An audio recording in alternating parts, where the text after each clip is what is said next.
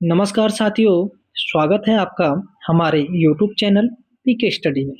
तो आज का जो पहला क्वेश्चन है वह आपका चरण कमल बंदो हरिराई।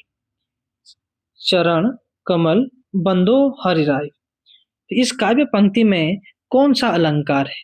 तो इसमें होगा आपका ऑप्शन नंबर बी, रूपक अलंकार। ठीक है, इंपोर्टेंट है ये। ऑप्शन नंबर बी आपका होगा रूपक अलंकार। ठीक है, आगे चलते हैं नेक्स्ट क्वेश्चन की ओर।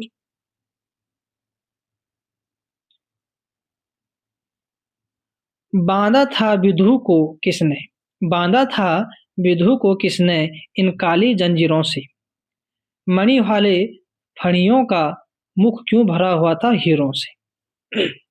अब इस क्वेश्चन की बात करते हैं। बांधा था विधु को बल किसने? बांधा था विधु को किसने इन काली जंजीरों से? मणि वाले फणियों का मुख क्यों भरा हुआ था हीरों से? तो इसमें बात क्या हो रही है? बात बहुत बढ़ा चढ़ा के हो रही है। ठीक है, जंजीरों की बात ठीक है सीधे किससे हो रही है? हीरो से हो रही है। ठीक है, तो इसमें जो बढ़ा चढ़ा के बातें हो रही है वो होती है आपकी अतिशयोक्ति अलंकार। Option number D. जहां भी अगर बढ़ा चढ़ा के बातें होती है तो उसमें सीधा अतिशयोक्ति अलंकार आंसर होता है। ठीक है, अब चलते हैं अगला क्वेश्चन। कुलन में केली में कछारन में कुंजन में क्यारिन में कलित।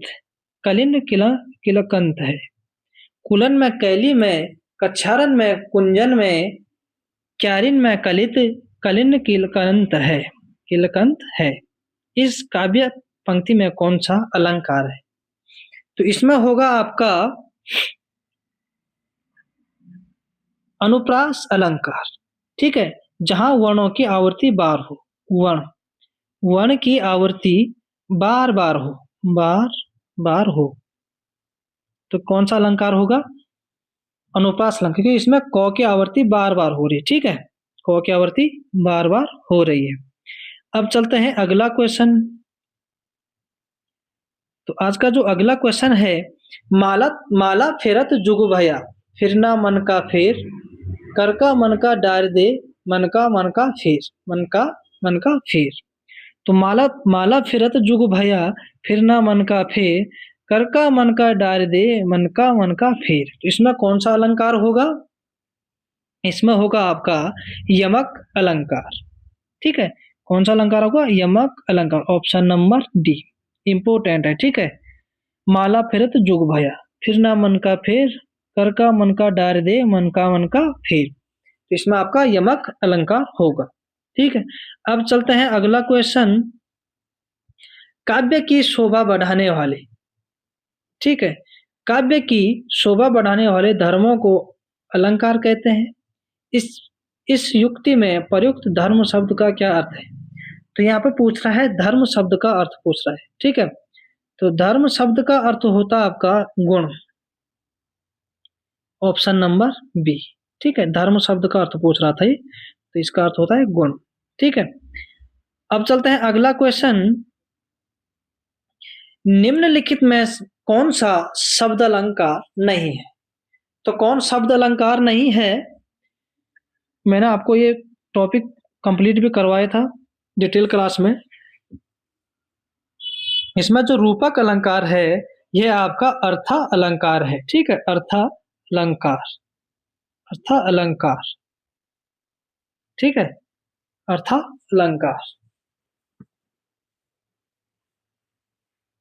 बाकी इसमें जो यमक और श्लेष और जो अनुप्रास है ये शब्द अलंकार के भेद हैं। ठीक है, अब आगे चलता है। निम्नलिखित में कौन सा अर्थ अलंकार नहीं है? तो कौन सा इसमें अर्थ अलंकार नहीं है? तो ऑप्शन नंबर ए, मैंने अभी भी बताया था, ऊपर भी आया था। तो ऑप्शन नंबर ए, ये श्लेष अलंकार है। ये शब्द अलंकार के भेद हैं। ठीक है, श्लेष हो गया, अनुप्रास हो गया और यमक, ये क्या है? शब्द अलंकार के भेद हैं। ठीक है, अब बात करते हैं अगला क्वेश्चन। अलंकारों के मुख्य भेद कितने हैं? तो अलंकारों के मुख्य भेद कितने हैं? तो मुख्य भेद हैं आपके दो। ठीक है, जिसको शब्द अलंकार कहते हैं और अर्थ अलंकार कहते हैं। ठीक है, ये मुख्य भेद है जो अलंकार के। ठीक है, शब्द अलंकार और अर्थ अलंकार।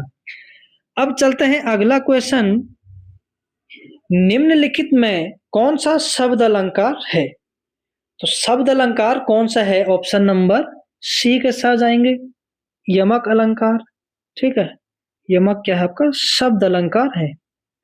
ठीक है, अगला क्वेश्चन और अंतिम क्वेश्चन है आज का, एक ही वर्ण की बार बार आवृत्ति हो वह अलंकार कहलाता है। जहां अगर एक ही वर्ण की बार बार आवृत्ति हो रही हो तो वहां पर होता है आपका अनुप्रास अलंकार, ऑप्शन नंबर सी। ठीक है, तो आज की क्लास में इतना ही, मिलते हैं आपको नेक्स्ट क्लास में।